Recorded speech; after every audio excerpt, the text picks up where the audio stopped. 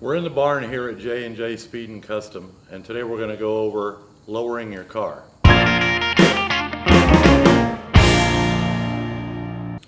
Today we're playing around with a 1959 Chevrolet El Camino.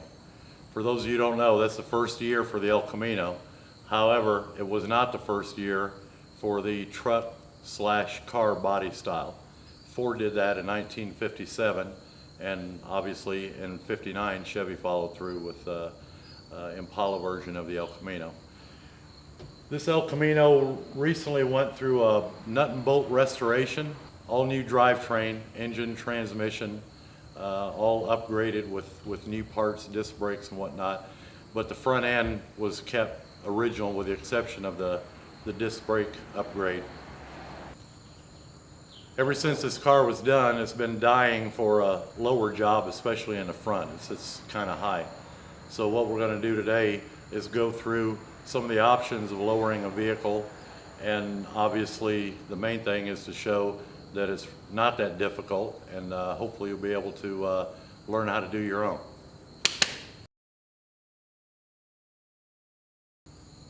There's several different ways of dropping a car, especially in the front, and there's a lot of arguments about what is the best way. There are 4 different options. The absolute worst way to do a car is to heat the springs. You never want to heat the springs. You change the metallurgy of the material. The springs can easily crack. It's dangerous, and it's just a bad way to go. You can cut a spring to a shorter length and achieve the same thing. The main reason that some people like to heat the springs is because you can do it with everything intact. You just torch the springs underneath the car, put blocks under it so it'll stop at the point that you want, but it really screws up the metal in the springs, and you definitely don't want to do that. The second way is to cut the springs. Another way is to replace the springs with a drop spring.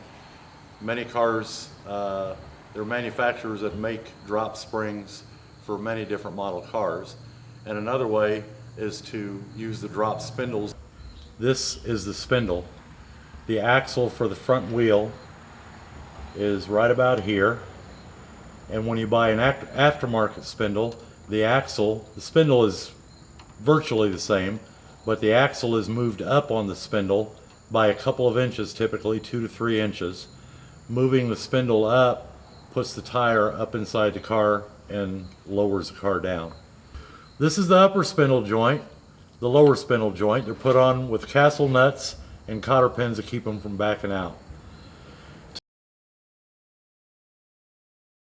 One option that's frequently used today, because people like to get the cars really low, is a combination spindle and spring application. Part of the selection process in choosing these options depends a lot on how low you want the car.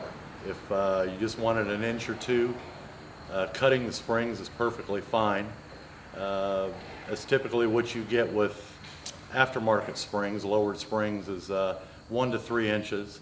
And if you want to go in a combination with drop spindles and either a lowered spring or a cut spring, you can get it really far down on the ground. Obviously then you get into clearance issues and things of that nature.